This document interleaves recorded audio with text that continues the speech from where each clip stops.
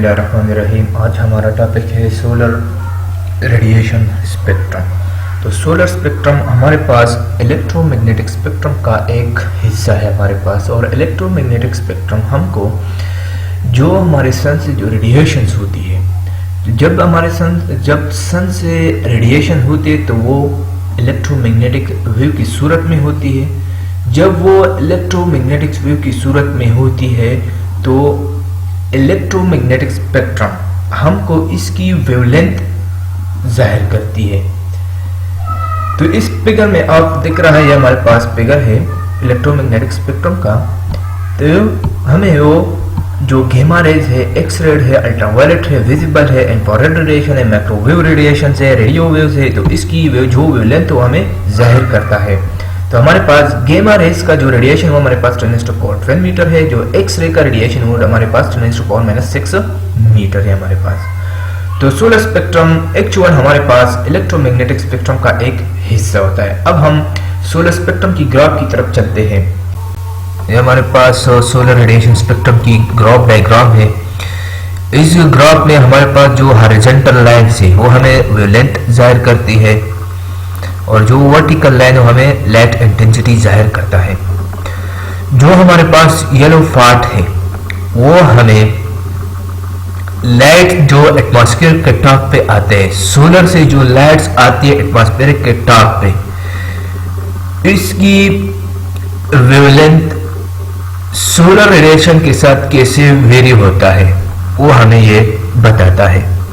और ये जो रेड वाले जो पार्ट्स है वो हमें यह बताता है कि जो रेडिएशंस जो लाइट्स सोलर से जो रेडिएशंस होती है, लाइट्स एटमॉस्फेयर पे आती है, इसमें हमारे पास ऑब्जर्वेशन पार्टिकल्स होती है। जब ऑब्जर्वेशन पार्टिकल है तो वो लाइट ऑब्जर्व करती है। जब वो ऑब्जर्व करती है तो ये ग्राफ हमें इस ऑब्जर्वेशन पार्टिकल की ग्राफ बताता है कि हमारे पास इतना एनर्जी ऑब्जर्व होता है।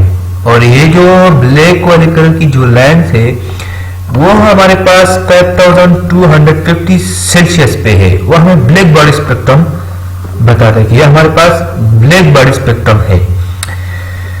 तो सोलर रेडिएशन स्पेक्ट्रम हमारे पास 3 रीजन्स होती है। इसमें एक है हमारे पास अल्ट्रावायलेट रीजन है, दूसरा हमारे पास है विजिबल और तीसरा हमारे पास इंफ्रारेड रीजन्स होती है। इस रीजन्स में हमारे पास सोलर एनर्जी डिस्ट्रीब्यूशन 3 रीजन में होती है। सबसे पहले हमारे पास है अल्ट्रावायलेट।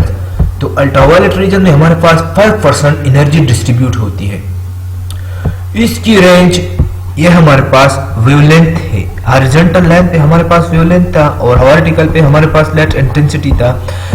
तो अल्ट्रावायलेट रीजन्स का जो वेवलेंथ है वो हमारे पास 250 से है। तो हमारे पास 300 से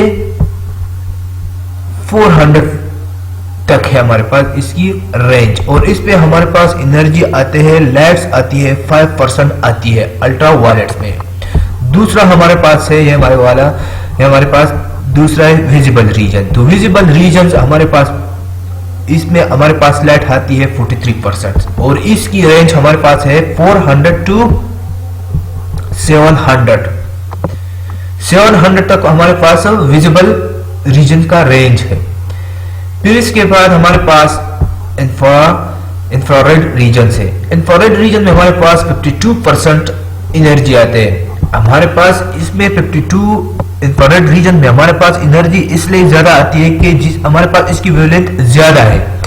इसकी वेवलेंथ ज्यादा, जिस रेंज की वेवलेंथ ज्यादा होती है इसमें एनर्जी ज्यादा आ जाएगा। तो हमारे पास इंफ्रारेड रीजन में हमारे पास वेवलेंथ जो है वो ज्यादा है, तो इसमें हमारे पास एनर्जी ज्यादा और इसकी लेंथ जो है हमारे पास 700 टू 2500 तक है हमारे पास। तो सोलर रेडिएशन स्पेक्ट्रम में हमारे पास